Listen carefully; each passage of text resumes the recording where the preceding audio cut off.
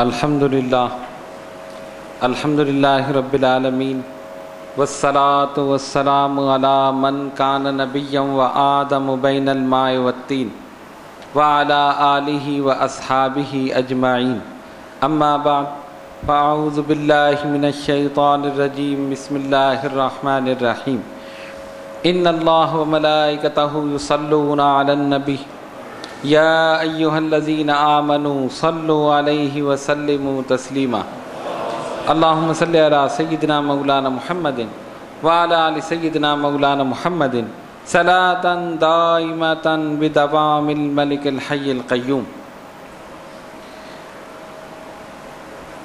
جیسا کہ آپ کو معلوم ہے کہ یہ روحانی تربیتی نشست رمضان المبارک سے قبل غالباً آخری نشست ہوگی، اور ایک یہ بھی خوش آئند بات ہے کہ یہ تسلسل کے ساتھ جو سلسلہ چل رہا ہے اس سلسلے کی ہماری یہ نشست 99 نشست ہے، یعنی 98 نشست مکمل ہو چکی اور یہ 99 ہے۔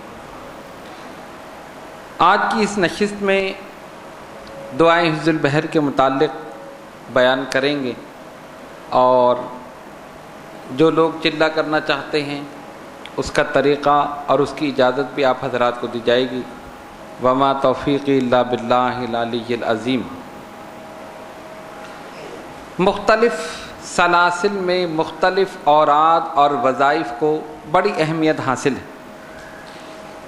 کسی بزرگ نے کسی دعا کو اپنا معمول بنایا اور اس کے ذریعے فوائد کثیرہ حاصل کیے۔ اب جس کو جس دعا سے، جس وظیفے سے، جس اسم پاک سے فائدہ پہنچا، انہوں نے اس کو اپنے مریدین معتقدین میں عام کر دیا۔ کچھ دعائیں ایسی ہیں کہ جو تسلسل کے ساتھ ساتھ مشائخ طریقت میں چلی آ رہی، اور انہی دعاؤں میں سے ایک دعائے حزب البحر ہے۔ اس کا پس منظر کہ یہ کیسے ملی، کس طرح نبی پاک علیہ الصلوۃ والسلام نے حضرت شیخ ابو الحسن شاذلی رحمۃ اللہ علیہ کو عطا فرمائی، ہم اجمالی طور پر آپ کے سامنے بیان کر دیتے ہیں۔ گزشتہ نشستوں میں بھی، بلکہ گزشتہ سال ہم نے رمضان المبارک سے قبل بھی بیان کیا تھا، لیکن کچھ نئے حضرات بھی موجود ہیں، تو اس لیے ہم اجمالی طور پر بیان کر دیں تاکہ وہ سمجھ لیں کہ اس دعا کی فضیلت اور اہمیت کیا ہے۔ اب بعض لوگ اعتراض کرتے ہیں نا کہ صرف نماز، روزہ، حج، زکوٰۃ بس یہی کرتے رہو۔ نبی پاک علیہ الصلوۃ والسلام نے کہاں چلہ کشی فرمائی، سرکار نے کہاں اوراد و وظائف پڑھے، اس قسم کی باتیں کر کے اہل طریقت کو ان وظائف سے روکنے کی کوشش کرتے ہیں۔ حالانکہ حقیقت حال یہ ہے کہ تمام مشائخ طریقت جنہوں نے ریاضت اور مجاہدہ، تقوی و پرہیزگاری کو اختیار کیا اور چلہ کشی کی، اپنے نفس کا جہاد کیا، مجاہدہ کیا، انہی اوراد و وظائف سے درجات و مراتب کو حاصل کیا۔ اور یہ اوراد و وظائف وہ ہیں کہ جو ویسے ہی کسی نے بیٹھ کر ترتیب نہیں دیے ہیں، نبی پاک علیہ الصلوۃ والسلام نے یہ عطا فرمائے۔ اور جو چیز بارگاہ رسالت سے عطا ہو جائے، آپ جانتے ہیں اس کی اہمیت کیا ہے۔ صاحب حزب البحر حضرت شیخ ابو الحسن شاذلی رحمۃ اللہ تعالی علیہ، آپ کی ولادت 551 ہجری میں ہوئی۔ حضرت ابو الحسن شاذلی رحمۃ اللہ علیہ، آپ صحیح النسب سید اور سیدنا امام حسن رضی اللہ تعالیٰ عنہ کی اولاد سے، سلسلہ نسب اور سلسلہ طریقت دونوں حضرت امام حسن سے ملتے ہیں۔ نسبی طور پر امام حسن رضی اللہ تعالیٰ عنہ کی اولاد، اور سلسلہ طریقت کے اعتبار سے علماء نے لکھا، مشائخ نے لکھا کہ جس طرح 4 بڑے سلسلے ہیں، قادریہ، چشتیہ، نقشبندیہ، سہروردیہ، یہ 4 سلسلے پوری دنیا میں معروف ہیں، اور انہی کی تمام شاخیں ہیں۔ باقی جو شاخیں ہیں وہ انہی سلسلوں کی ہیں، یہ 4 بڑے سلسلے۔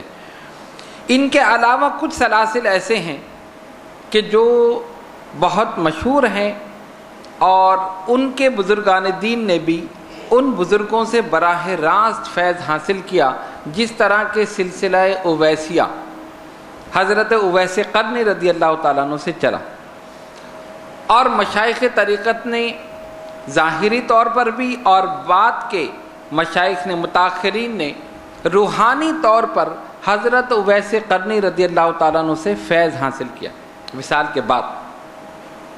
اسی طرح ایک سلسلہ ہے سلسلہ شاذلیہ حضرت ابو الحسن شاذلی رحمۃ اللہ علیہ، اور ان کا سلسلہ سیدنا امام حسن رضی اللہ تعالیٰ عنہ سے ملتا ہے سلسلہ طریقت۔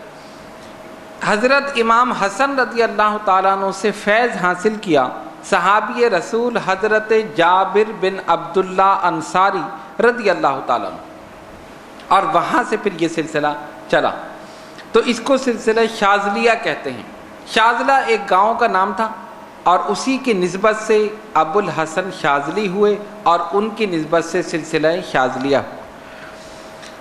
آپ کی ولادت 551 ہجری میں ہوئی، اور پیر و مرشد کا نام حضرت عبدالسلام بن مشیش رحمۃ اللہ تعالی علیہ، حضرت شیخ کے پیر و مرشد حضرت عبدالسلام بن مشیش۔ حفظ البحر کس طرح ملی؟ اپنے مریدین میں تشریف فرما ہے، شیخ نے فرمایا ہمیں حج کا حکم ہے، بارگاہ رب العزت سے حج کا حکم ہوا ہے۔ مریدین تیار ہو گئے، اس نے کہا میں بھی چلتا ہوں، اس نے کہا میں بھی چلتا ہوں، فلاں بھی پورا قافلہ تیار ہو گئے۔ فرمایا ٹھیک ہے۔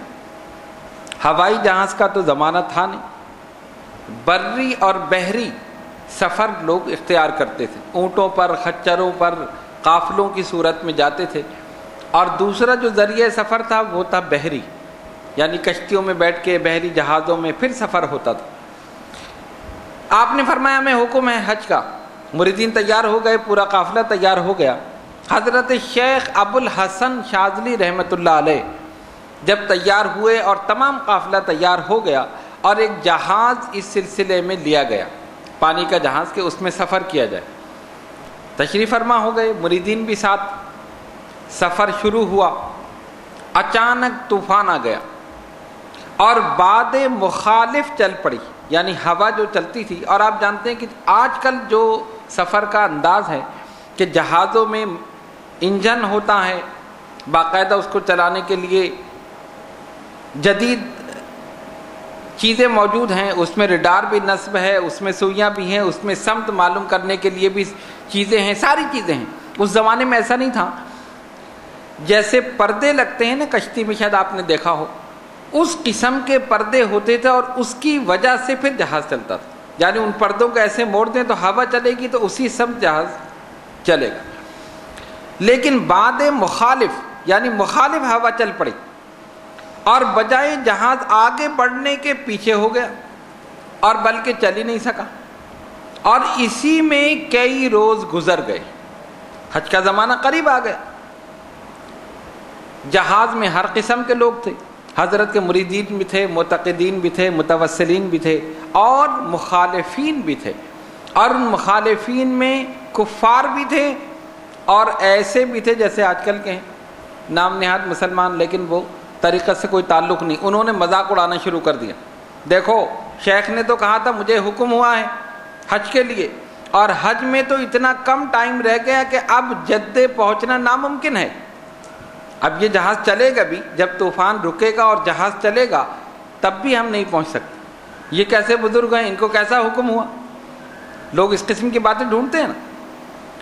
مختلف باتیں ہوتی رہیں، شیخ ابو الحسن شاذلی رحمۃ اللہ علیہ نے اپنی زبان مبارک سے کوئی جواب نہیں دیا، ان کی باتیں آپ تک پہنچیں، فلاں آدمی یہ کہہ رہا ہے، فلاں یہ کہہ رہا ہے، شیخ نے خاموشی اختیار کی، لیکن قلب مبارک پر صدمہ ہوا، رنج و ملال ہوا کہ یہ لوگ میرے متعلق اس قسم کی باتیں کر رہے ہیں۔ اسی کیفیت میں جب آپ سوئے تو نبی پاک علیہ الصلوۃ والسلام کی زیارت ہو، سرکار تشریف لائے، فرمایا ابو الحسن غم نہ کرو، ہم تمہیں یہ دعا بتا رہے ہیں، یہ خود پڑھو، اور جتنے تمہارے ساتھی ہیں ان سب سے پڑھواؤ، انشاءاللہ حج سے پہلے تم پہنچ جاؤ۔ اور آپ نے یہ دعا تعلیم فرمائی، کون سی دعا؟ دعائے حزب البحر، یہ آپ نے حضرت ابو الحسن شاذلی رحمۃ اللہ علیہ کو سکھائی، یاد کرائی، اور آپ نے اسی وقت یاد کر لی، اور جب بیدار ہوئے تو تمام مریدین کو بلایا اور یہ اس خواب کا ذکر کیا کہ سرکار کی زیارت ہوئی ہے، حضور نے کرم فرمایا ہے، یہ روحانی تحفہ ہمیں عطا کیا، لہٰذا تم سب مل کر یہ پڑھو۔ سب نے پڑھنا شروع کیا، اور جیسے ہی انہوں نے پڑھنا شروع کیا طوفان رک گیا، باتیں مخالف کی بجائے موافق ہو گئی۔ ہوا جو مخالف چل رہی تھی، جس کی وجہ سے جہاز رک گیا تھا، اب موافق ہو گئی، اور اتنی تیز ہوا چلی کہ اس ہوا کے زور پر حج سے پہلے یہ جدہ پہنچ گئے۔ اب حضرت کی یہ کرامت دیکھی تو جو جہاز کا کپتان تھا، کیپٹن جسے کہتے ہیں آج کی زبان میں، وہ تھا عیسائی، اور اس کے 2 نوجوان لڑکے بھی اس کے ساتھ، انہوں نے اسی وقت کلمہ پڑھ کر مسلمان ہو گئے شیخ کے ہاتھ پر، لیکن وہ بوڑھا آدمی مسلمان نہیں ہوا۔ جب رات کو سویا تو خواب میں دیکھا کہ جنت ہے، لوگ داخل ہو رہے ہیں، جنت میں لوگ داخل ہو رہے ہیں، یہ دیکھ رہا ہے۔ جو لوگ جا رہے تھے، اس نے اچانک دیکھا اس کے 2 بیٹے جو تھے وہ بھی آئے، وہ بھی جنت میں داخل ہونے لگے۔ جب وہ چلے گئے تو اس نے سوچا یہ جا سکتے ہیں تو میں بھی جا سکتا ہوں۔ جب یہ داخل ہونے لگا تو دربان نے روک دیا، نہیں تو نہیں جا سکتا۔ کیوں؟ تو نے ابھی اسلام قبول نہیں کیا، یہ تو مسلمانوں کے لیے۔ تب اس کو ہوش آیا، اور جب آنکھ کھلی اسی وقت شیخ کی خدمت میں حاضر ہوا اور کلمہ پڑھ کے یہ بھی مسلمان۔ اس طرح یہ دعا حضرت شیخ ابو الحسن شاذلی رحمۃ اللہ علیہ کو بارگاہ مصطفیٰ صلی اللہ علیہ وسلم سے براہ راست ملی، بیچ میں کوئی واسطہ نہیں ہے کہ کسی سرکار نے کسی اور کو بتائی ہو، پھر اس نے کسی اور کو، پھر شیخ کو۔ نبی پاک علیہ الصلوۃ والسلام نے اتنا کرم فرمایا کہ ان کو براہ راست یہ دعا عطا فرما دی۔ اسی لیے شیخ ابو الحسن شاذلی رحمۃ اللہ علیہ فرماتے ہیں، میں نے اس دعا کے الفاظ تراشے نہیں ہیں، براہ راست حضور کے دہن مبارک سے لیے۔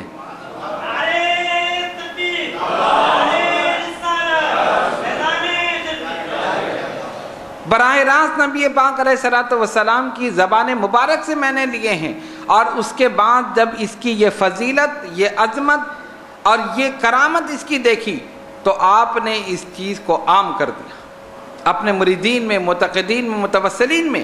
اور پھر یہی نہیں بلکہ دیگر سلاسل کے مشائخ طریقت نے جب اس دعا کی یہ فضیلت دیکھی تو انہوں نے نہ صرف یہ کہ خود اس کو پڑھا بلکہ اس کو اپنے مریدین میں بھی عام کر دیا۔ بزرگان دین کا طریقہ یہی ہے، ہم تو چیز کو چھپا لینا، کوئی چیز ملے تو اس کو میں ہی لے لوں، یہ میرے فائدے کی ہے، کسی کو نہیں ملے۔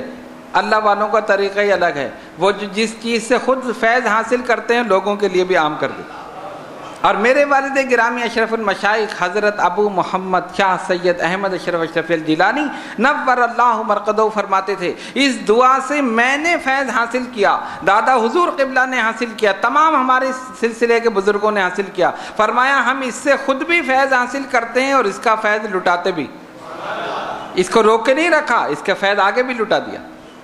جس نے اس کو پابندی کے ساتھ پڑھا اس نے دینی اور دنیاوی فوائد کثیرہ حاصل کی، اور اس کی فضیلت کا اندازہ اس سے بھی کیا جا سکتا ہے، اس کے فوائد کا اندازہ اس سے بھی کیا جا سکتا ہے کہ شیخ ابو الحسن شاذلی رحمۃ اللہ علیہ فرماتے ہیں، اگر میری یہ دعائے حفظ البحر بغداد میں جب حملہ ہوا تھا اور مسلمانوں کی کھوپڑیوں کے مینار تعمیر ہو رہے تھے، شیخ فرماتے ہیں اگر میری دعا یہ وہاں بھی پڑھی جاتی تو سقوط بغدادی نہ ہوتا، مسلمانوں کو فتح ہی فتح حاصل ہوتی۔ اتنی اس دعا کی فضیلت، اور حقیقت حال یہ ہے جو تحفہ بارگاہ رسالت سے ملے اس کی کیا بات۔ نبی پاک علیہ الصلوۃ والسلام نے خود کرم فرمایا اور شیخ کو وہ تحفہ دے دیا، اور شیخ ابو الحسن شاذلی رحمۃ اللہ علیہ نے نہ صرف خود اس سے فیض حاصل کیا بلکہ اس فیض کو عام کر دیا۔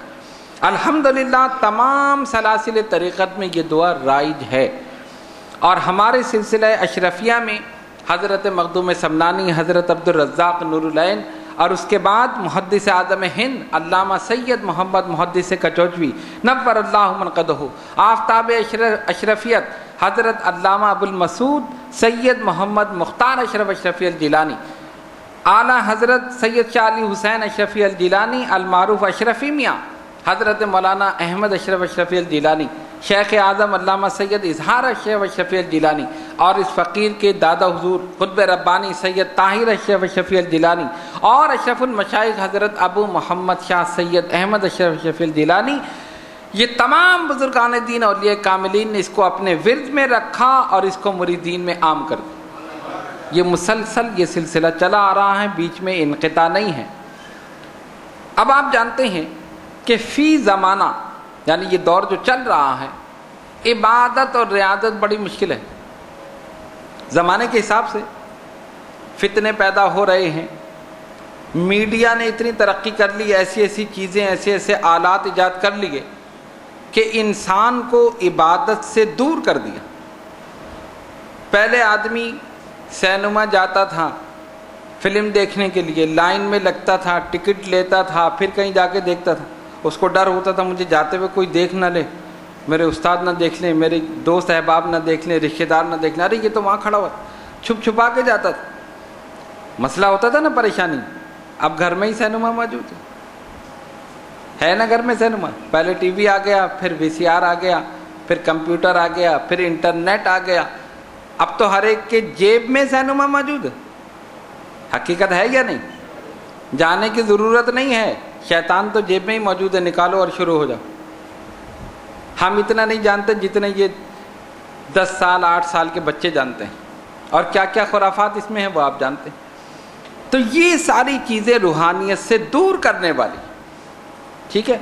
بزرگان دین نے ان تمام چیزوں کو اسی لیے ایجاد کیا، یہ اوراد، یہ وظائف، یہ چلہ کشی، یہ ریاضت، یہ مجاہدہ، کہ شیطان سے دور کر دیا جائے، رحمان سے قریب کر دیا جائے، انسان کی روحانی ترقی کی جائے، اس کی روح کو غذا پہنچائی جائے اور روح کو تندرست اور توانا کیا جائے، یہی ساری چیزیں ہیں۔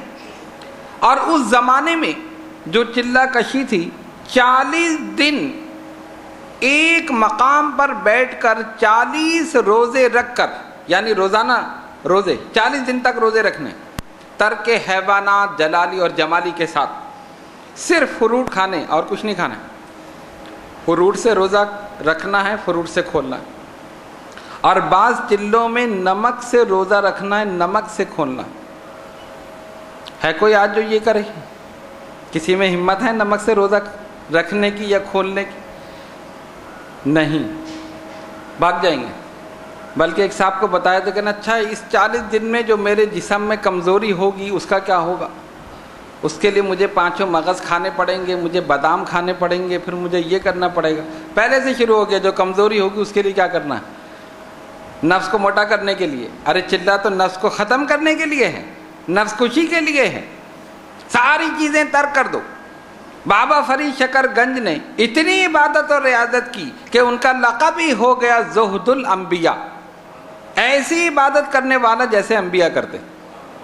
بزرگان دین نے بڑے سخت ریاضت اور مجاہدے کیے، کنویں میں الٹا لٹک کر بابا فرید نے چلہ معکوس کیا۔ اسی طرح حضرت مخدوم سمنانی نے 20 سال اپنے پیر و مرشد کی خدمت میں چلہ کشی میں گزار دی۔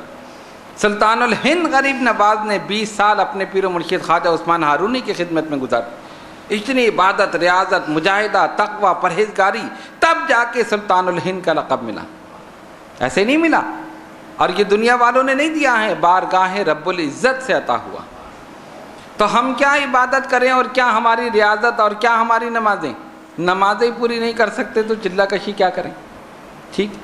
لیکن ہمارے پیر و مرشد اور والد گرامی اشرف المشائخ حضرت ابو محمد شاہ سید احمد اشرف شفیع الجیلانی نور اللہ مرقدہ نے وقت کے مطابق، یعنی یہ دور جو گزر رہا ہے، ان تمام حالات کو پیش نظر رکھتے ہوئے اس چلے میں تبدیلی فرما دی۔ آپ دیکھتے ہیں نا، جو جس فیلڈ سے تعلق رکھتا ہے اس کا ایکسپرٹ ہوتا، ٹھیک ہے نا۔ ایک آدمی ہے انجینئرنگ سے تعلق ہے، وہ اسی میں کوشش کر رہا ہے۔ ایک ڈاکٹر ہے، میڈیکل سے تعلق ہے، وہ اس میں کوشش کر رہا ہے۔ ایک حکیم ہے، طب یونانی سے تعلق ہے، وہ اس میں کوشش کر رہا۔ سب نے اپنے اپنی فیلڈ میں محنت کی۔ ان بزرگان دین نے طریقت میں محنت کی، انہوں نے چلہ کشی میں محنت کی، سوچتے رہے، غور کرتے رہے، فکر کرتے رہے کس طرح ان لوگوں کو شیطان سے بچا کر رحمان کی طرف راغب کر دیا۔ اور جیسے جیسے یہ فتنے بڑھ رہے ہیں، انسان کو صراط مستقیم پر چلنا بڑا مشکل ہے، ہر طرف شیطانیت ہے، لیکن اسی شیطانیت میں رہ کر پھر رحمان سے تعلق رکھو، یہ ہے کمال۔ اگر جا کر غار میں بیٹھ جاؤ اور کہو میں دنیا سے بچ گیا تو کوئی کمال نہیں ہے، جنگلوں میں نکل جاؤ میں دنیا سے بچ گیا تو کمال نہیں ہے، دنیا میں رہو۔ اس کی مثال میں دے دوں تاکہ بات آپ کے ذہن میں بیٹھ جائے۔ ایک آدمی دریا کے کنارے چلے اور کہے میں ڈوبا نہیں، یہ کمال ہے؟ میں تو ڈوبا نہیں، یہ کمال نہیں ہے۔ دریا میں چھلانگ لگاؤ، اس کی موجوں کا مقابلہ کرو، اس کے طوفانوں سے لڑو اور اس کے بعد تیر کر نکل جاؤ، یہ کمال۔ تو صرف گوشہ نشینی اختیار کرنا یا غاروں میں بیٹھ جانا یا جنگلوں میں نکل جانا اور یہ کہنا کہ میں نے اپنے آپ کو دنیا سے بچا لیا، میں نے دنیا کے فتنے سے اپنے آپ کو بچا لیا، میں نے شیطان سے بچا لیا، کمال نہیں ہے۔ دنیا میں رہو، اس کی رنگینیاں جو کچھ یہاں ہو رہا ہے اس کے باوجود اپنے ایمان کو سلامت لے کر دنیا سے گزر جاؤ، یہ کمال۔ اور وہی اپنے ایمان کی سلامتی کے ساتھ اس دنیا سے گزر سکتا ہے جو کسی نہ کسی کے دامن سے وابستہ ہو، جو اہل طریقت ہو۔ یہی بزرگان دین بچاتے ہیں، یہی چیزیں جو ہیں انسان کو شیطانیت سے بچاتی ہیں، شیطانیت کو دور کرتی ہیں اور روحانیت کا غلبہ پیدا کرتی ہیں۔ جتنے سلاسل طریقت ہیں ان کی اپنی اپنی تعلیمات مختلف ہیں، چلہ کشی کے طریقے، وظائف کے پڑھنے کے طریقے مختلف ہیں۔ ان تمام چیزوں سے قطع نظر سر دست ہمارے پیش نظر جو ہے وہ ہے دعائے حفظ البحر کا چلہ۔ اس چلے کے 3 طریقے ہیں۔ کتنے طریقے؟ 3۔ دعائے حفظ البحر کے چلے کا پہلا طریقہ یہ ہے کہ چاند کی شروع تاریخوں میں 3 روز کا چلہ کیا جائے، اس میں احرام باندھنا لازمی ہے اور روزہ رکھنا لازمی ہے۔ روزہ تو چلے میں لازمی ہے ہی، لیکن احرام باندھنا لازمی ہے۔ 3 دن تک بالکل علیحدہ بیٹھ کر کونے میں کمرے میں کسی، لیکن شیخ کی اجازت سے اور اس کی نگرانی میں روزہ رکھ کر احرام باندھ کر 125 مرتبہ روز پڑھے تو 3 دن میں اس کی تعداد 375 ہو جائے گی 3 دن میں۔ اور 3 دن کے بعد پھر جو اس کا طریقہ ہے کہ وہ چیزیں سامنے رکھ کر اور فاتحہ دی جائے اور اس کے بعد دعا کی جائے، وہ شیخ کی اجازت سے شیخ اس میں نگرانی کرے گا، ترک حیوانات جلالی اور جمالی کے ساتھ۔ لیکن اس میں ایک مسئلہ یہ ہے کہ اس میں موکلات کی حاضری ہوتی۔ آپ دیکھتے ہیں نا ہر وظیفے کے تابع کچھ موکلات ہیں، ان کی حاضری اس میں ہوتی ہے۔ وہ ڈراتے بھی ہیں، اگر ڈر کے بھاگ گئے تو ہو گیا کام، اور اگر بیٹھ گئے استقامت کے ساتھ تو کامیاب ہو۔ وہ ڈراتے اسی لیے ہیں، کبھی سانپ کی شکل میں، کبھی شیر کی شکل میں، مختلف شکلوں میں آتے ہیں، تو آدمی دیکھ کر بھاگ گیا کہ یہ کمرے میں سانپ کہاں سے آ گیا۔ اگر وہ بھاگ گیا تو کام ہو گیا، سانپ پھن اٹھا کر آئے گا، آپ کی طرف بڑھے گا۔ وہیں حضرت جو تھے وہ بھاگ گئے کہ یہ کیا ہو گیا، یا دیکھا کہ سامنے سے شیر آ رہا منہ پھاڑے ہوئے اور آپ کی طرف بڑھ رہا ہے کہ ابھی میں اس کو پکڑ لوں اور کھا جاؤں۔ بیٹھے رہے اطمینان سے۔ والد گرامی فرماتے تھے کہ جب وہ چلہ کشی کر رہے تھے تو فرماتے کہ سانپ کو دیکھا کہ آیا اور بالکل قریب آ کے ایسے پھن مارنا کہ جیسے یہاں ابھی کن پٹی پہ مارے گئے۔ کبھی شیر کو دیکھا کہ بالکل سامنے سے آیا تیزی میں اور قریب آ گیا۔ کہتے ہم نے سوچ لیا مرنا تو ہے ہی، آر یا پار، ہلنا نہیں ہے اپنی جگہ سے، اگر یہ مار دے گا تو مر جائیں گے۔ چلہ کشی میں مر گئے، ختم۔ تو جب اتنا ڈرایا اور نہیں ڈرے، کامیاب ہو۔ آج روضۃ من ریاض الجنہ قبر بنی ہوئی ہے یا نہیں بنی؟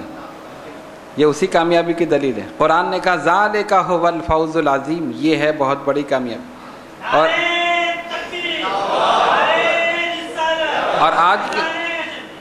آج کا کوئی آدمی ہوتا تو بھاگ جاتا کہ یہ سانپ، وہ پہلے اس کو مارنے کی کوشش کرتا کہ یہ کہاں سے آ گیا، وہ وظیفہ تو ایک طرف گیا، میں پہلے اس کو مار تو دوں، پتہ چلا مارنے سے پہلے وہ خود ہی کام کر دیتا۔ تو اس چلے میں ایک خطرہ یہ ہے، اس لیے یہ بہت کم لوگوں کو کرایا جاتا ہے اور بزرگان دین کی اجازت سے کرایا جاتا ہے تاکہ ان کی نگرانی بھی رہے اور جو موجودہ شیخ ہے اس کی بھی نگرانی رہے، تب جا کے یہ ہوتا ہے۔ لوگ بہت آسان سمجھتے ہیں جی ہمیں 3 دن کا چلہ کرا دیں، کون 40 دن پڑھے گا 3 دن میں؟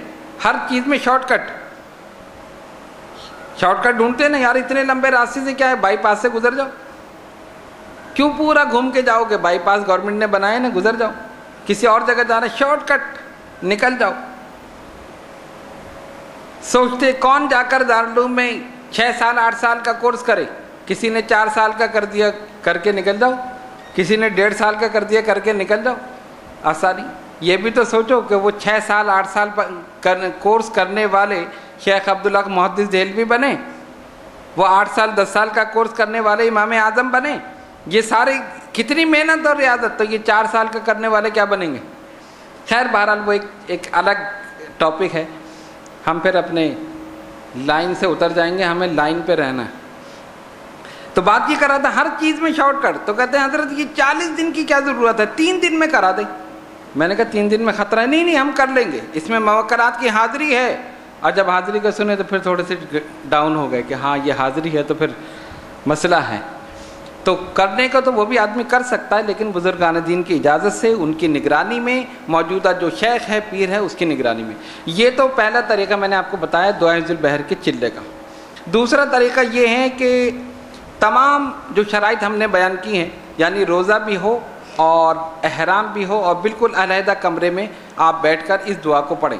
دوسرا طریقہ یہ ہے کہ 6 روز تک 300 بار روزانہ پڑھیں اور 7ویں روز 65 مرتبہ پڑھیں۔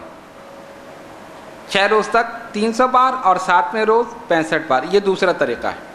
اور آخر میں پھر وہ یہ ہے کہ وہ تمام چیزیں سامنے رکھ کے پھر وہ ختم شریف پھر دعا ہوگی اور وہ ثواب صاحب حفظ البحر کی روح مبارک کو پہنچایا جائے گا اور تمام بزرگان دین۔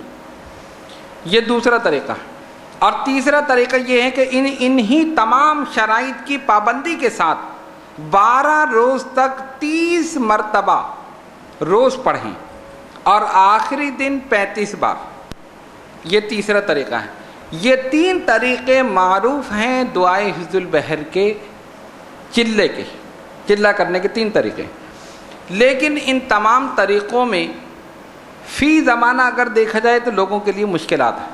پہلا وہ تو بہت ہی مشکل ہے، آپ کہیں گے چلے 3 دن کے لیے میں سب سے الگ ہو کر بیٹھ جاؤں، لیکن نمک سے روزہ رکھنا ہے، نمک سے کھولنا ہے، پھر وہی کیفیت ہوگی 3 دن میں مجھے بڑی کمزوری ہو جائے گی۔ خیر اس میں پھل وغیرہ کھانے کی اجازت ہے، لیکن کسی سے بات کرنے کی اجازت نہیں ہے، بالکل علیحدہ کمرے میں، اور 3 دن تک احرام میں ہی رہے گا، وہ ذرا سا مشکل ہے۔ دوسرا جو ہے وہ تھوڑا سا آسان ہے، تیسرا بھی آسان ہے، لیکن لوگوں کے لیے تھوڑی سی مشکلات ہے۔ کرنے والا ہو تو کر بھی سکتا ہے، قرآن نے کہا لیس للانسان الا ما سعی، انسان کے لیے وہی کچھ ہے جس کے لیے وہ کوشش کرے۔ جب دنیاوی طور پہ اتنی کوشش کر سکتا ہے تو روحانیت میں نہیں کر سکتا۔ لیکن بہرحال ان تمام چیزوں کو دیکھتے ہوئے ہمارے والد گرامی اشرف المشائخ حضرت ابو محمد شاہ سید احمد اشرف اشرفی الجیلانی نور اللہ مرقدہ نے بہت آسان طریقہ ایجاد کیا، اتنا آسان کہ اگر کوئی یہ بھی نہ کرے تو میرے خیال سے اس سے زیادہ نکما اور کوئی نہیں۔ اور وہ کیا ہے کہ جو آج کل چل رہا ہے، انہوں نے اپنے دور میں شروع کیا اور ان کی حیات مبارکہ میں کرتے رہے۔ ابتدا میں 5 لوگ تھے، 10 تھے، 20 تھے، پھر بڑھتے تعداد 100 تک پہنچ گئی، بلکہ اس سے بھی زیادہ۔ اور اس سے زیادہ اس لیے کہ صرف 30-35 تو صرف کراچی کے ہی، یا اس سے زیادہ، اس کے علاوہ لاہور میں، پھر اسلام آباد میں، پھر پنڈی میں، پشاور میں، جہاں جہاں مریدین ہیں۔ اور پھر یہی نہیں بلکہ ملک سے باہر ہالینڈ میں، انگلینڈ میں اور ساؤتھ افریقہ میں، دبئی میں، سب جگہ یہ لوگ چلہ کشی کر رہے ہیں۔ یہ سب انہی کا فیض ہے جو آج تک جاری ہے اور انشاءاللہ جاری رہے۔ اب آپ کہیں گے وہ آسان طریقہ کیا ہے؟ کیونکہ آسانی ہر آدمی چاہتا ہے، مشکل کوئی نہیں چاہتا کہ ایک دن میں ولی بن جاؤں۔ تو ایک دن میں کروڑ پتی تو بن سکتا ہے، لیکن ولی بننا مشکل ہے۔ اور آج کل کے دور میں تو پھر کہتے ہیں ایک نگاہ ڈال دے بس ولی بن جائے۔ محبوب الہی نے تو اپنے مریدین کو اور امیر خسرو کو کہاں سے کہاں پہنچا دیا۔ محبوب الہی جیسا پیر چاہیے، ہم نے کہا پھر امیر خسرو جیسے مرید بن جاؤ، مل جائے گا ایسا پیر؟ اپنی ہوش نہیں ہے، پیر چاہیے محبوب الہی جیسا، امیر خسرو جیسی عقیدت بھی تو رکھو، کہ جب وہاں سے آ رہے ہیں بادشاہ کے یہاں سے ہزاروں اشرفیہ ملی ہیں اور قوال یہاں سے جا رہا محبوب الہی کی بارگاہ سے محفل سما کر کے، جب قوالی ختم ہوئی حضرت کے پاس کچھ نہیں تھا، کہا آج دینے کے لیے کچھ نہیں ہے، یہ میری جوتیاں اٹھا کے لے جا۔ قوال نے اٹھا لی جوتیاں، اس نے سوچا ہوگا کہ یہ جوتیاں میں کیا کروں، ہیرے کی قدر تو جوہری جانتا، اس نے رومال میں لپیٹ لی۔ راستے میں امیر خسرو سے ملاقات ہو گئی، پیر کی خوشبو آ گئی۔ ایسی عقیدت ہونی چاہیے کہ پیر تو دور کی بات ہے، اس کی کوئی چیز بھی کسی کے پاس ہو تو تمہیں پتہ چل جائے کہ یہ کہاں سے آ رہا، یہ میرے شیخ کی بارگاہ سے آ رہا۔ امیر خسرو پہ کیفیت طاری ہو گئی، اس کو پکڑ لیا، کہاں سے آ رہا ہے؟ کہا محبوب الہی کی بارگاہ سے آ رہا۔ کیا ہوا؟ کہا آج تو حضرت کے پاس کوئی تھا ہی نہیں، انہوں نے نالین اٹھا کے دے دی اپنی جوتیاں، اب میں ان جوتیوں کو کیا کروں گا؟ کہا مجھے دے گا؟ اس نے سوچا ہوگا لے لو، میں کیا کروں گا خالی جوتیوں کو، کتنے میں دے گا؟ اب وہ حیران کہ یہ میں جوتیاں میں بیچوں؟ جتنا سرمایہ بادشاہ سے ملا تھا، ہزاروں زمانے کی ہزاروں اشرفیاں سب کے سب قوال کو دے دی اور پیر کی جوتیاں لے لی اور وہ لے کر اپنے سر پہ رکھی اور اس کے بعد رقص کرتے ہوئے محبوب الہی کی بارگاہ میں پہنچ۔ یہ ہے امیر خسرو کی عقیدت اور محبت۔ اور جیسے ہی خانقاہ میں پہنچے محبوب الہی نے فرمایا امیر خسرو بہت سستا سودا کیا، بہت سستا سودا کیا، پتہ چلا پیر کی جوتیاں سر پہ رکھنے کو مل جائیں تو بڑا مقام۔ تو ایسی عقیدت پیدا کرو، ایسی محبت پیدا کرو، آج بھی فیضان اسی طرح جاری ہے، انشاءاللہ جاری رہے۔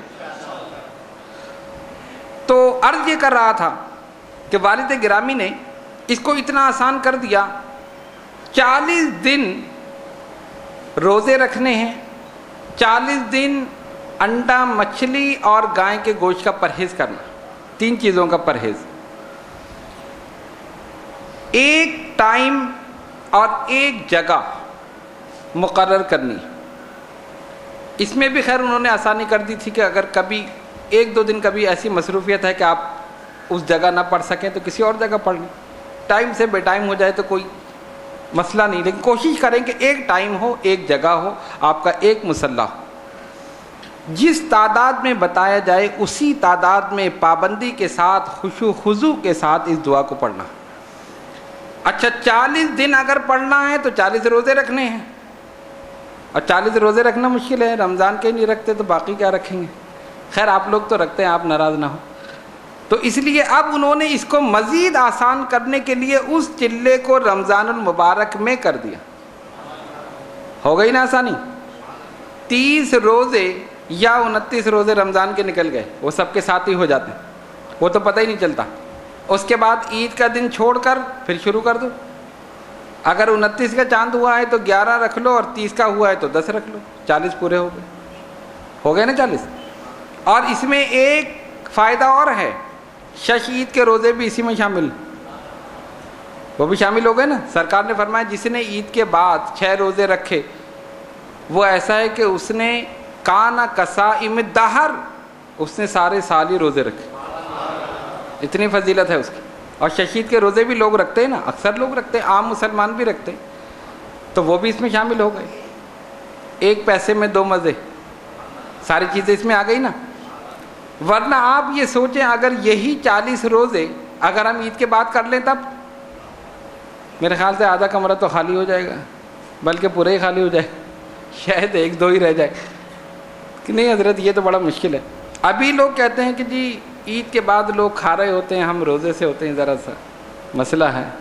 مسئلہ تو ہے، جہاد تو کرنا پڑے گا، یہی تو نفس کا جہاد ہے کہ وہ کھا رہا ہے تم بیٹھے ہوئے ہو، لیکن تم یہ سوچو کہ جب تم کھاؤ گے اور تم کیا کیا روحانی غذا کھاؤ گے وہ دوسرا سمجھ نہیں سکتا، صرف 10 دن کے لیے، اور ایک روٹین انسان کا بن جاتا ہے۔ جیسے آپ آج کل اگر روزہ رکھیں تو تھوڑی سی، اب کہنا تو نہیں چاہیے لیکن تھوڑی سی پریشانی عام طور پہ ہوتی ہے، کسی کو کھاتا ہوا دیکھ لیا، کبھی بھولے سے کھا لیا، لیکن رمضان میں کیا ہے آپ کا ایک روٹین بن گیا، پورے مہینے آپ رکھ رہے ہیں۔ بلکہ اکثر ایسا ہوتا ہے اور آپ کے ساتھ بھی ہوتا ہوگا کہ عید کے دن بھی ہم پانی نہیں پیتے، خیال آتا ہے روزہ ہے، پھر سوچتے نہیں آج تو عید کا دن ہے، کیونکہ ایک روٹین ہے نا، ایک طبیعت خود بخود رکتی ہے کہ نہیں پینا نہیں ہے، کھانا نہیں ہے، یہ نہیں کرنا وہ نہیں کرنا، تو عید کا دن چھوڑ کر پھر آپ شروع کرتے ہیں وہی روٹین چل رہا۔ اور اس میں اللہ تبارک و تعالیٰ کی مدد شامل حال ہوتی ہے، اور بزرگان دین کا کتنا فیضان ملتا ہے اس کا آپ کو اندازہ نہیں ہو سکتا۔ اس لیے چلے کا طریقہ یہ ہے کہ یکم رمضان سے آپ شروع کریں گے۔ جو حضرات پہلی مرتبہ کر رہے ہیں ان کو چاہیے کہ وہ بغیر اشارات کے کریں۔ حزب البحر میں اشارات ہیں، کاف ہا یا عین صاد، ہا میم عین سین قاف، یہ اس میں اشارات ہیں۔ وزلزلوا زلزالا شدیدا، وزلزلوا زلزالا شدیدا، وزلزلوا زلزالا شدیدا، اس طرح یہ مختلف اشارات ہیں جو ہماری چھپی ہوئی حزب البحر ہے، اس کے اندر یہ سارے اشارات ہیں۔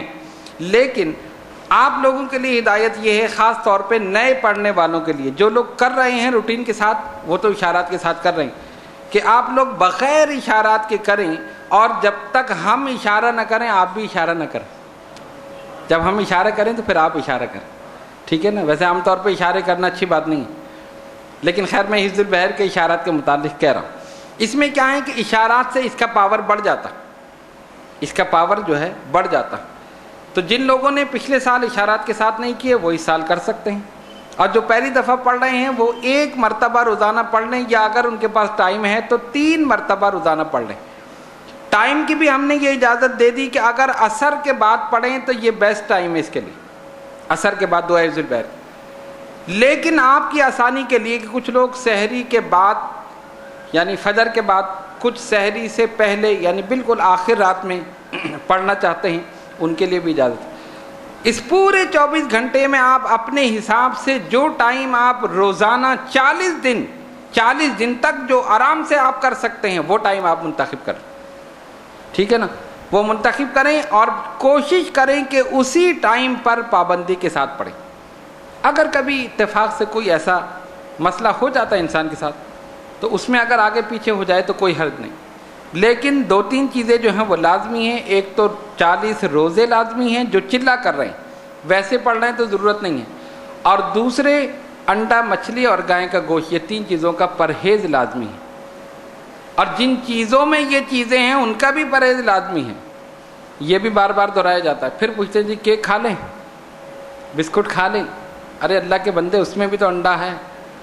اب ایک چیز بتاؤ، میرے خیال سے پوری لسٹ شائع کرنی پڑے گی کہ یہ ساری چیزیں آپ کو نہیں کھانی ہیں، یہی کرنا پڑے گا آئندہ۔ میں نے کہہ دوں گا نعمان صاحب سے کہ آپ ایک انٹرنیٹ پہ نکال دیں پوری کہ یہ چیزیں جو ہیں نا یہ کھانی نہیں ہیں۔ خیر بہرحال اب آپ یہ سوچیں کہ اس سے زیادہ آسان طریقہ اور کون سا ہوگا؟ کوئی طریقہ نہیں نا۔ کتنی آسانی آپ کے لیے کر دی، آرام سے آپ گھر میں بیٹھ کر چلا کر رہے ہیں، آپ کو خانقاہ میں بیٹھ کر کرنے کی ضرورت نہیں، ورنہ 40 دن اگر یہاں بیٹھ کر کریں تو کیا ہوگا، اور 40 روزے رمضان کے علاوہ رکھیں تو کتنی سختی محسوس ہوگی۔ حالانکہ کوئی ایسا مسئلہ نہیں ہے، لیکن اس زمانے میں مصروفیت اور انسان کی کیفیت یہ ہے کہ الٹی سیدھی چیزوں میں تو ٹائم گزار دے گا، اور ذرا سی دین کی بات ہو، کچھ جی ٹائم ہو رہا، فوراً گھڑی دیکھیں ٹائم ہو رہا ہے مجھے جانا، اور اگر ابھی کہیں فلم لگا دو، کوئی انٹرنیٹ پہ کوئی سین چل رہا ہو تو وہ دیکھتے رہیں گے، اور ایسے دیکھیں گے کہ آنکھ بھی پلک بھی نہیں جھپکیں گے کوئی سین نہ نکل جائے، آنکھیں پھٹی کی پھٹی رہ جائیں۔ یہ کیفیت شیطانیت کا اتنا غلبہ ہے۔ لیکن بہرحال جو اہل طریقت، اہل محبت ہیں، ان کو چاہیے کہ ان تمام چیزوں کے ہونے کے باوجود جس طرح بزرگان دین نے بتایا ہم اس پر عمل کریں۔ اس کی وجہ کیا ہے؟ دیکھیے درجات و مراتب جن کو ملنے تھے وہ مل چکے، جو مقامات ملنے تھے مل چکے۔ ہم اگر ان کی اتباع کر کے، فرما برداری کر کے، ان کے بتائے ہوئے طریقے پر چلتے ہوئے صرف ان کے قدموں تک پہنچ جائیں، یہی ہماری کامیابی۔ اب غوث قطب کسی کو نہیں بننا ہے، بننا ہے کسی کو؟ غوث قطب کسی کو نہیں بننا ہے، وہ بن چکے۔ ارے تم ان کے قدموں تک پہنچ جاؤ، یہی بڑی بات۔ یہاں تو ہر کوئی بننے کے لیے تیار، خود اپنے نام کے ساتھ لگا رہے ہیں، کوئی غوث زمانہ بنا ہوا ہے، کوئی پتہ نہیں کیا بنا ہوا ہے، یہ پتہ ہی نہیں کہ تم ان کے نالین کے ذروں تک بھی نہیں پہنچ سکتے۔ جو محنتیں انہوں نے کی ہیں، جو ریاضتیں انہوں نے کی ہیں، جو مجاہدات انہوں نے کی ہیں، اپنے نفس کا جہاد کیا ہے، تب جا کے یہ مقامات ان کو ملے ہیں۔ ہم کیا محنت کریں اور کیا عبادت اور کیا ریاضت، لیکن اس کے باوجود اگر ان کے طریقے پر ہی چلتے رہیں، ان کے بتائے ہوئے راستے کو ہی اختیار کر لیں، اسی میں فلاح ہے، اسی میں کامیابی ہے، اسی میں نجات، اور دنیا اور آخرت کی نجات۔ تو اب آپ نے اس کا طریقہ سمجھ لیا، میں نے بہت آسان کر کے آپ کو بتا دیا۔ ٹھیک ہے، تاکہ بار بار کسی کو پوچھنے کی ضرورت نہ پڑے۔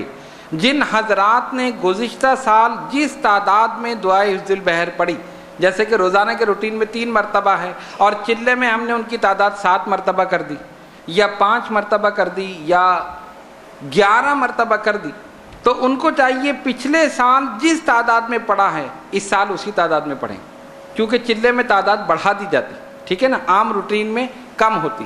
کچھ لوگ ہیں جو روزانہ 1 مرتبہ پڑھ رہے ہیں، کوئی 3 مرتبہ روزانہ، کوئی 7 مرتبہ، تو جو 7 مرتبہ پڑھ رہا ہے چلے میں 10 مرتبہ کر دی۔ اور بہت سے ایسے بھی ہیں کہ جو کہتے ہیں کہ مصروفیات کی وجہ سے تعداد نہیں بڑھا سکتے، تو ہم نے اتنی بھی آسانی کر دی کہ چلو جیسے روزانہ پڑھ رہے ہو عام روٹین میں، چلے میں بھی وہی روٹین رکھو، پڑھو تو صحیح۔ Some thing is better than nothing, کچھ نہ ہونے سے کچھ ہونا بہتر ہے۔ یہ بھی نہیں کرو تو تم سے زیادہ نکما کوئی نہیں، اس سے زیادہ آسان کون ہو سکتا ہے؟ نہیں ہو سکتا نا۔ تو اس لیے یہ بڑی بابرکت چیز ہے، مقبول بارگاہ رسالت صلی اللہ علیہ وسلم۔ یہ دعا جو ہے سرکار کی بارگاہ میں مقبول، حضور نے خود دی۔ شیخ شاذلی رحمۃ اللہ علیہ فرماتے ہیں کہ میں نے اس کے الفاظ تراشے نہیں ہیں، یعنی خود نہیں لکھے ہیں، ڈائریکٹ بلا واسطہ حضور کی زبان مبارک سے حاصل کی، سرکار نے یاد کرائی یہ تمام حفظ البحر کے الفاظ۔ تو یہ ایسی مبارک اور مقدس دعا ہے، تو ہمیں چاہیے کہ اس کو ہم پڑھیں، بار بار پڑھیں۔ اور یہ جو چلہ جو ہوتا ہے نا رمضان میں، اس کا مقصد کیا ہے؟ بعض لوگ 1 مرتبہ کرتے ہیں، پھر دوسرے سال کہتے ہیں کہ ابھی بھی کرنا ہے، پچھلے سال تو کیا تھا۔ میں نے کہا ہاں بہت کمال کیا تھا، 1 سال آپ نے چلہ کر لی۔ یہ اس کی زکوٰۃ ہے، یہ اس کی زکوٰۃ ہے، چلہ جو آپ دے رہے ہیں اس کی زکوٰۃ ادا ہو رہی ہے۔ جب کرتے کرتے کرتے اس کی زکوٰۃ ادا ہو جائے گی، آپ کو کیف و سرور محسوس ہونے لگے، اس کے روحانی فیض و برکات آپ کو حاصل ہو جائیں گی۔ یہ ایک بحر ہے، اور بحر سمندر کو کہتے ہیں، اور حزب البحر اسی لیے نام رکھا کہ ملی ان کو سمندر میں، سفر کر رہے تھے نا بحری جہاز میں شیخ شاذلی رحمۃ اللہ علیہ، اور وہیں سرکار نے عطا فرمائی، نام ہی رکھ دیا حزب البحر۔ اور سمندر کا کام کیا ہے؟ ہر چیز اپنے اندر سمو لیتا، ہر چیز سمندر میں۔ اور سمندر کا پانی کبھی ختم نہیں ہوتا، ہوتا ہے کبھی؟ آپ لوٹے میں پانی لے لیں، وضو کیا ختم ہو گیا، کیوں؟ اس کا تعلق سمندر سے نہیں ہے۔ جب پانی لے لیا نا، اب اس کا تعلق ختم ہو گیا، جتنا لوٹے میں ہے اتنا ہی ہے، اتنا ہی ہے۔ تو آج کل لوٹے ہی زیادہ ہیں، خیر میں سیاسی طور پہ نہیں کہہ رہا، میں روحانی طور پہ بھی لوٹے ہوتے ہیں۔ تو وہ پانی بس لیے بیٹھے اور وہ ختم، کیوں؟ تعلق سمندر سے نہیں ہے۔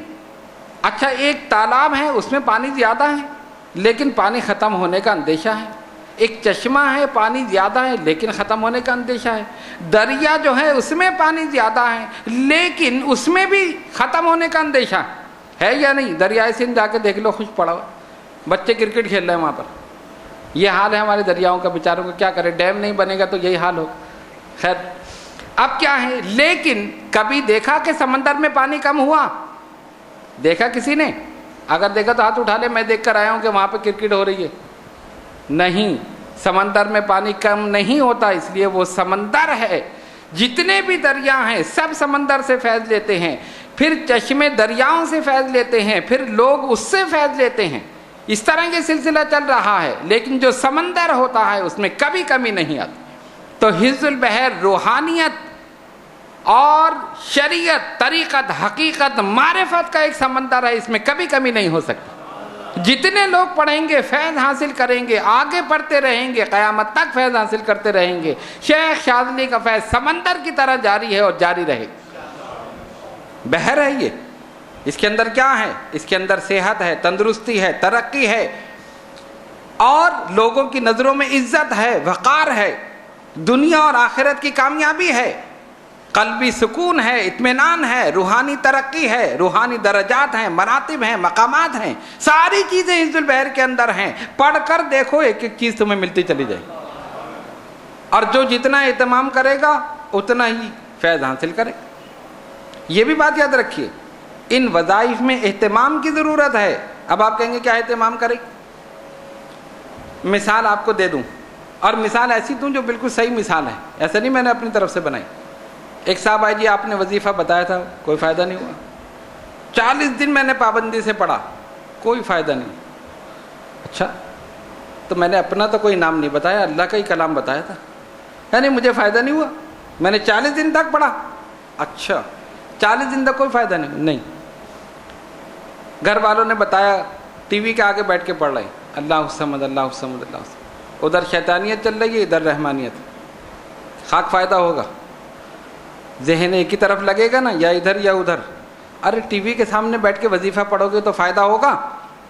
अल्लाह का नाम लो, तमाम शैतानी ख़यालात अपने जहन से निकाल दो, रुजू इल्लल्लाह होकर खुशू और खुजू के साथ पढ़ो, फिर देखो कैसी रहमतों की बरसात। हज़रत अशरफुल मशाइख अबू मोहम्मद शाह सैयद अहमद अशरफ अशरफी जिलानी नव्वर अल्लाह मरकदो फरमाते हैं, आप रात को जागते थे और 100 नफिल रोज़ाना पढ़ते थे, 100 नफिल, और उसके बाद आधी रात के बाद जब 100 नफिल पूरे हो जाते थे तो फिर अपना जिक्र शुरू कर देते, ला इलाहा इल्लल्लाह। बुजुर्गान दीन अपने साथ होने वाले वाक़यात कभी नहीं बताते, या जिसकी इजाज़त मिल गई ऊपर से बता दो तो बता दिया, कभी मुरीदीन में बैठ के उन्होंने नहीं बताया। एक मरतबा ऐसे ही बैठे हुए उनकी ज़बान से निकला, फरमाने लगे कि कल रात जब मैं अपने मुसल्ले पर बैठकर जिक्र कर रहा था तो बारिश शुरू हो गई। बारिश, फरमाया इतनी बारिश हुई कि मेरा पूरा चेहरा, मेरे कपड़े सब भीग गए, और मैं सोचने लगा, पहले तो मैंने कोई ख्याल नहीं किया कि बारिश हो रही, मैंने कहा चलो अच्छा है बारिश हो रही, काफ़ी दिन से बारिश नहीं हुई, जैसे आजकल हो रहा, हम इंतज़ार कर रहे हैं बारिश। तो फरमाया कि मैंने सोचा कि बारिश हो रही है, लेकिन अचानक मुझे ख्याल आया कि मैं तो बाहर नहीं हूँ, कमरे के अंदर हूँ, ये कमरे के अंदर कैसी बारिश हो रही है। फिर मैंने जब गौर किया, मैंने कहा अच्छा ये तो रहमतों की बरसात, ये तो रहमतों की बरसात। ये तो एक दफ़ा उन्होंने बताया, अरे उन पर तो हर रोज़ रहमतों की बरसात होती है, हर वक्त रहमतों की बरसात होती है। बुजुर्गान दीन की तो शान ही बुलंद है। तो आप अगर उनके नक्शे कदम पर चलते हुए खुशू और खुजू के साथ पढ़ेंगे, उम्मीद रखिए कि आप पर भी बरसात हो सकती है, उसके ख़जाने में कमी नहीं है। वो कहते तुम मेरी तरफ आओ तो सही, एक कदम बढ़ोगे मैं 2 कदम बढ़ूंगा, तुम चल कर आओगे मैं दौड़ के पहुंच जाऊंगा, ये कैफियत है।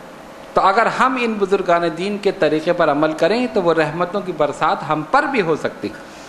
और फिर जब और आगे आदमी बढ़ता है, दर्जे मर्तबे मिलते हैं, तो फिर वो देखता भी है। बाद मर्तबा तो ऐसा होता है ना कि बारिश हो रही है, आपको नहीं पता, जैसे इस महफिल पर रहमतों की बारिश हो रही है, आपको नहीं पता,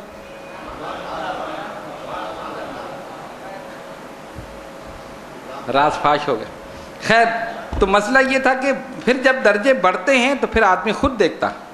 और ये मैं ऐसे ही नहीं कह रहा, उम्मुल मोमिनीन हज़रत आयशा सिद्दीक़ा रज़ी अल्लाह ताला अन्हा पर्दे की ओर से झांक कर देख रही हैं, सरकार दो आलम अलैहिस्सलातु वस्सलाम एक सहाबी के जनाजे में जा रहे हैं, और जब वापस आए तो सरकार के जिस्म मुबारक को हाथ लगा कर देखती, कभी अमामे मुबारक को हाथ लगाती, कभी जिस्म मुबारक कपड़ों को। फरमाया आयशा क्या कर रही हो?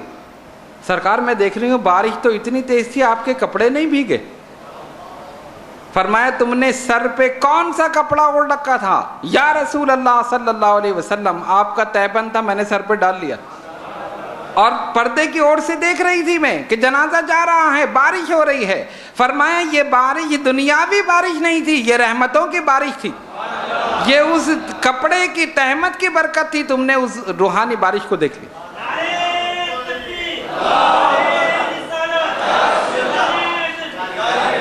तो ये रहमतों की बरसात होती है, और वही देखता है जिसकी बातें आँख खुली।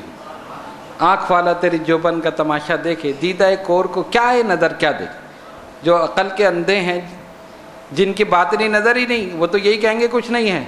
हम कहते हैं हाँ ये भी सही कह रहे हैं, और जो हम कह रहे हैं हम भी सही कर रहे हैं। वो कहते हैं मज़ारात में कुछ नहीं है, फैज़ नहीं है, हम कहते हैं ये सही कह रहे हैं। और जो कहता है कि मिलता है, कहते सही कह रहे हैं, इसको मिला है उसको नहीं मिला, जिसको नहीं मिला वो यही कहेगा नहीं मिला। वो कहते नहीं गए मरकर मट्टी हो गए, उनका सही कह रहे हैं, इसलिए कि इनके वाले मट्टी हो गए, हमारे वाले मौजूद है, हमारे वाले मौजूद है, सुन भी रहे हैं, देख भी रहे हैं, दे भी रहे हैं, और फैज़ान लुटा रहे हैं, इंशाअल्लाह क़यामत तक लुटाते रहे। तो इसलिए नाराज़ होने की ज़रूरत नहीं। कोई कहे कि ना तू सही कह रहा है, इसको मिले ही नहीं बेचारे को, तो क्या कहेंगे। खैर बहरहाल, तो अर्ज़ करने का मकसद ये था कि हमने बहुत سہل انداز میں بالکل آسان کر کے آپ کو یہ طریقہ سمجھا دیا۔ جتنے حضرات بیٹھے ہیں اگر وہ چلہ کرنا چاہتے ہیں ان سب کو دعائے ذوالبحر کے چلے کی اجازت ہے۔ صدیق صاحب کے پاس وہ اپنا نام ولدیت کے ساتھ لکھوا دیں تاکہ ہمیں پتہ چل جائے کہ یہ تمام لوگ چلہ کر رہے ہیں۔ دوسری بات یہ کہ جن کے بعد دعائے ذوالبحر نہ ہو وہ ہماری اپنی چھپی ہوئی دعائے ذوالبحر موجود ہے، وہ نماز کے بعد حاصل کر سکتے ہیں، اس میں بھی طریقہ ہے، لیکن جو آسان طریقہ ہم نے بتایا یہی طریقہ استعمال کریں۔ یکم رمضان سے شروع کرنا لازمی ہے اور 40 دن تک کرنا ہے۔ 40واں روزہ یہیں درگاہ شریف میں کھلے گا ہمارے ساتھ، ٹھیک ہے۔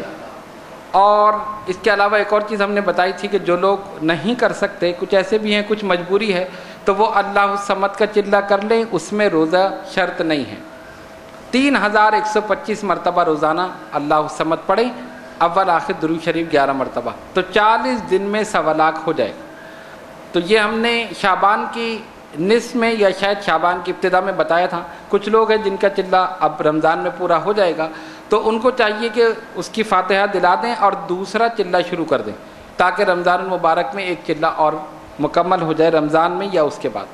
تو آج کی یہ نشست دعائے ذوالبحر کے سلسلے میں تھی۔ اس کے علاوہ اگر کسی کو کوئی پوچھنا ہو تو ویب سائٹ پر بھی ہماری یہ ساری چیزیں موجود ہیں۔ اسی نشست کو وہ دوبارہ بھی سن سکتا ہے کیونکہ کچھ لوگ جو ہیں وہ پریزنٹ مائنڈ کے ساتھ موجود نہیں تھے، موجود یہاں تھے دماغ کہیں اور، تو وہ دوبارہ سن لیں گے تو وہ ریپیٹ ہو جائے گا، تو وہ اس طرح کر لیں۔ انشاءاللہ تعالی جب اس طریقے پر عمل کریں گے دنیاوی فائدہ بھی ہوگا اور انشاءاللہ دینی فائدہ بھی ہوگا، ظاہری باطنی تمام چیزیں۔ اور اس میں صرف ایک چیز اپنے پیش نظر رکھیں کہ یہ تمام چیزیں جو میں کر رہا ہوں کسی دنیاوی فائدے کے لیے نہیں، رب کو راضی کرنے کے لیے، وہ رب مجھ سے راضی ہو جائے۔ جب وہ راضی ہو گیا پوری کائنات راضی ہو۔ کوئی شادی کے لیے پڑھ رہا ہے تو کوئی بچے کے لیے پڑھ رہا ہے، کوئی اولاد کے لیے، کوئی کسی کو راضی کرنے کے لیے، اس ایک کو راضی کرنے کی کوشش کرو، اس کی رضا پر سب کی رضا موقوف۔ جب وہ راضی ہو گیا پوری کائنات راضی ہو گئی۔ صرف یہ اپنے ذہن میں رکھیں۔ اور تیسری بات ایک اور ہے کہ دیکھیں، ایک ہے خلوص اور ایک ہے ریاکاری۔ ریاکاری جو جب آتی ہے تو خلوص ختم ہو جاتا ہے، اور جب تک خلوص رہتا ہے ریاکاری نہیں رہتی۔ تو طریقت میں خلوص کی ضرورت ہے، ریاکاری کی ضرورت نہیں۔ اگر آپ چلہ کر رہے ہیں تو پوری دنیا میں اعلان کی ضرورت نہیں کہ میں چلہ کر رہا ہوں۔ لوگ خاص طور پہ کہیں محفلوں میں جی میں تو نہیں کھا سکتا، میرا تو پرہیز ہے، کہیں کباب رکھا، نہیں میں تو چلے میں ہوں نا تو میرا پرہیز ہے۔ انڈا کھانا، نہیں میں چلے میں ہوں تو، ارے چلے کی اتنی رٹ لگائی کہ پتہ نہیں چلہ تو چلی ہو گیا، کیا بنا دیا اس کو۔ تو اس لیے کہیں کہنے کی ضرورت نہیں، آپ اس طرح رہیں کہ لوگوں کو پتہ بھی نہ چلے اور آپ کا چلہ بھی ہو جائے، ٹھیک ہے نا، ورنہ وہ چیز ریاکاری میں آ جاتی ہے۔ نفس شیطان جو ہے وہ ابھارتا ہے، تم بتاؤ تم یہ کر رہے ہو، اور جب بتا دیا تو ختم ہو گیا۔ بتانے کی ضرورت نہیں ہے، ہم جس کو بتانا چاہتے ہیں وہ علیم بذات الصدور ہے، وہ دلوں میں چھپے ہوئے رازوں کو جانتا ہے۔ آپ کا شیخ جانتا ہو یا آپ کا رب جانتا ہو، کسی کو بتانے کی کیا ضرورت، ٹھیک ہے۔ لیکن خیر گھر والوں کو بتانے کی ضرورت ہے تاکہ وہ پرہیزی کھانا پکا لیں۔ بہرحال تو ان تمام چیزوں کو اپنے پیش نظر رکھیے اور جو جو طریقہ بتایا گیا ہے آپ اسی طرح کیجیے۔ ہو سکتا ہے رمضان المبارک سے پہلے یہ آخری نشست ہو، انشاءاللہ رمضان المبارک کے بعد جب یہ دعائے ذوالبحر کا چلہ پورا ہوگا 40 دن کے بعد پھر نشست شروع ہو، 40 دن کے بعد پھر نشست شروع ہوگی۔ ہمارے نعمان صاحب کا یہ ارادہ تھا کہ رمضان سے پہلے 100 نشستیں پوری ہو جائیں گی، لیکن خیر 99 کا عدد جو ہے وہ بھی بڑا بابرکت ہے، وہ آپ جانتے ہی ہیں۔ تو الحمدللہ آج 99 نشستیں پوری ہو گئیں۔ یہ اللہ تبارک و تعالیٰ کا کرم ہے اور ہمارے بزرگان دین کا صدقہ ہے کہ تسلسل کے ساتھ یہ سلسلہ جاری ہے، اور جتنی نشستیں ہو چکی ہیں وہ سب ویب سائٹ پہ موجود ہیں، تمام حضرات اس کو دیکھ سکتے ہیں، سن سکتے ہیں، اس سے فیض حاصل کر سکتے ہیں۔ آئیے دعا کریں اللہ رب العالمین ہم سب کو راہ طریقت پر، راہ شریعت پر استقامت کے ساتھ عمل کرنے کی توفیق عطا فرما۔ اے الہ العالمین ہم سب کے صغیرہ و کبیرہ گناہوں کو معاف فرما۔ یا اللہ ہماری نمازوں کو قبول فرما، یا اللہ ہمارے سجدوں کو قبول فرما، یا اللہ جو بیمار ہیں انہیں شفائے کامل عطا فرما، جو کسی پریشانی میں مبتلا ہیں ان کی پریشانیوں کو دور کر دو، جو قرض دار ہیں انہیں بارے قرضے سے بردوشی فرما، جو بے اولاد ہیں انہیں نیک اولاد عطا فرما، جو صاحب اولاد ہیں ان کی اولاد کو ان کا فرما بردار بنا۔ یا اللہ ہماری تنگی کو آسانی سے بدل دے، یا اللہ ہماری جہالت کو علم سے بدل دے، یا اللہ ہمارے انتشار کو اتحاد سے بدل دے، یا اللہ ہماری ریاکاری کو خلوص سے بدل دے، یا اللہ ہماری آپس کی عداوت کو محبت سے بدل دے، یا اللہ ہمارے دلوں میں رسول اللہ صلی اللہ علیہ وسلم کی سچی محبت پیدا فرما۔ اے اللہ جب تک زندہ رہیں تیرے نبی کی محبت میں زندہ رہیں، اور موت دے تو نبی کریم صلی اللہ علیہ وسلم کی سچی محبت میں۔ یا اللہ ہم تمام مسلمانوں کو حضور کی شفاعت سے مشرف فرما۔ اے الہ العالمین کے تمام حضرات اور خواتین جو دور دراز مقامات سے اس نشست میں شرکت کرنے کے لیے حاضر ہوئے، مولا ان سب کی حاضری کو قبول فرما، ان سب پر اپنی رحمتیں برکتیں نازل فرما، ان کے علم میں، عمل میں، عمر میں برکت عطا فرما، ان سب کے روزگار میں ترقی عطا فرما، ان کی ظاہری باطنی روحانی جسمانی بیماریوں کو پریشانیوں کو ہمیشہ ہمیشہ کے لیے دور فرما۔ ان اللہ و ملائکتہ یصلون علی النبی یا ایھا الذین آمنوا صلوا علیہ وسلموا تسلیما۔ اللہم صلی علی سیدنا مولانا محمد وعلی آل سیدنا مولانا محمد صلاۃ دائمۃ بدوام الملک الحی القیوم۔ سبحان ربک رب العزۃ عما یصفون وسلام علی المرسلین والحمد للہ رب العالمین۔